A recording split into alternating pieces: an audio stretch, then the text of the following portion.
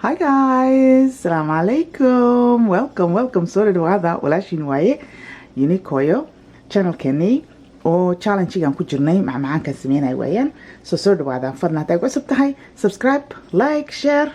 Okay. Waxaan halkan sameynayaa waa banana bread. Okay. Ciidii few days aan noogu dhiman. Ilaahay subxaanahu wa ta'ala salaada soonka sadaqada naga aqbalo. May Allah subxaanahu wa ta'ala accept our good deeds. And for the last 10 days I'm kujirna Ramadanka. May Allah subhanahu wa ta'ala accept our du'as.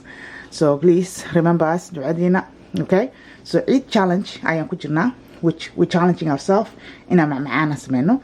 Ma'ma'an kana wa kala duwan yahay. You do whatever. Anigana waxaan idin soo sameynaya in fikradayga, you know, waxaan rabaa inaan idin la wadaago inshallah. So this is my second video. I'm leeyahay ma'ma'ana noo soo deeniyo. And my other video wuxuu ahaa macmacaan buskud laga sameeyay, but right now waxaan sameynaynaa waa cake ovenkan gelin doonaa insha Allah, ama bread, maxaa la dhahaa, banana bread. Okay, and it's gonna last you a while. Wuxuuna macaan yahay the next day. It's always good next day. Okay, and karaal noqda Soomaali Ingiriiska caadadu waa ceebteeda maaha. Okay, and saa ujeedaan waxaan isticmaalaynaa waxa weeyaan pecan oo chopped ah. Okay, aan isticmaalayaa ku darayaa walnut ku macaan runtii, but walnut ma haysto, and adiga any loaves ay jeceshahay ku isticmaali kartaa. Okay, but pecan nuts weeyaan, and some people allergic ku yihiin. Okay, one of my friends, she's allergic to it, but other people oo allergic ku ahayn way cuni karaan.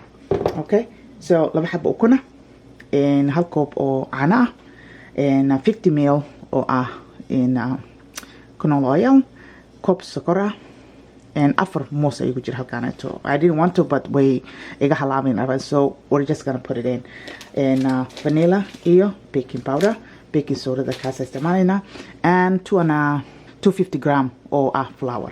Okay, so liquid ka, dry, and then was cooking. Okay, so haye eat challenge weeyaan, adiga si daawanaysid your challenge macmacaan sameyso. Okay, ciidii waa tana maxaa sugaysaa waxyaalo bariya ka har bariyo, and ilaahay subxaanahu wa ta'ala naga dhigo kuwii salaada soonka sadaqada laga aqbalo. So saa u jeedaan halkan waxaan qasanayaa labadii xabo ukunta ahayd, sokortii iyo saliidii iyo caanihii waa isku qasiyaa. So markaan leeyahay dry ingredient, liquidka waxaan ka wadaa waxa weeyaan de waxa qoyana separate u qas, waxa qalalana separate u qas. Hadhowt markaad isku keenaysana tartiib u qas. Hadaa over mix ka dhigtid wuu ka adkaanayaa. Ifahan haddaa overmix ka dhigtid wuu ka adkaanayaa asaga iyo mafanka. haddaad mafan ahaan u samaysan kartaa hataa. Okay, aniga hadda waxaan isticmaalayaa karootiga camal isticmaalaya iyo kuwa kaleeto, but adiga mafan kaabka haddaa haysatid mafanka wuu kusii fiican yahay hataa. Okay, marka ciidda soo dhowdahay moor ayaan samayn doonaa kaasna insha Allah door bidmo. So saa ujeedaan dry ingredient separate, liquidka separate, mooska xataa separate aan u jajabiyey, and then aan ugu dhex taray. Mashiin ma ujeedin waa maya, mashiin uma baahnid kan. Okay, mashiin uma baahnid, gacantaada isticmaalaysaa. Alright, then markii wixii oo qoyanaayo dhan aad soo qastid iyo wixii qalalna isku soo qastid, isu soo garab dhigtid ayaa maaragtay isku wada qasaysaa.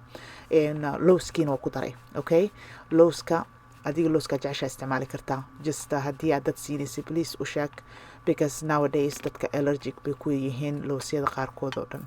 Okay, so waa kana baaqulida idin sheegay midna haddaan haysan lahaa laba xabo kaas ah waa buuxbuuxin lahaa xoogaa yar, inta waa kasii badan lahaa, waqtiga la karinayo hadhow usii badan lahaa, laakiin kuwan qafiifka oo yaryarka ii yaale, soo labadan usii kala qaybiyey suxuun camal u egyihiin.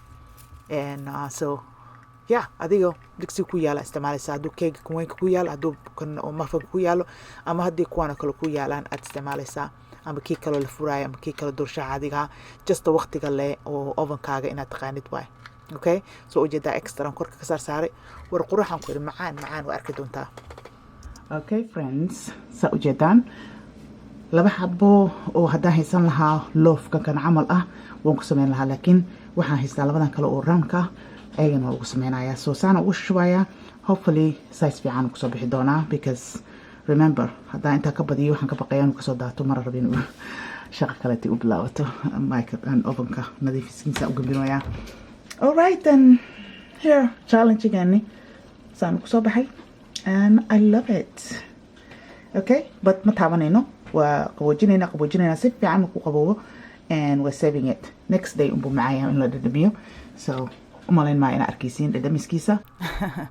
Dhadhamiskiisa iska iloowe meeqa maalmood ku ooli karaa.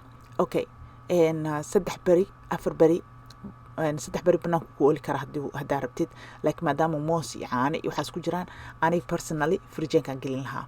Okay, so 2 beri intuu ka qaboobayo maanta aan sameynaya iyo berito meeshu iyo olayaa waan daboolayaa, laakiinse day 3 fridge-kan gashan doonaa insha Allah hadduu Rabbi idmo.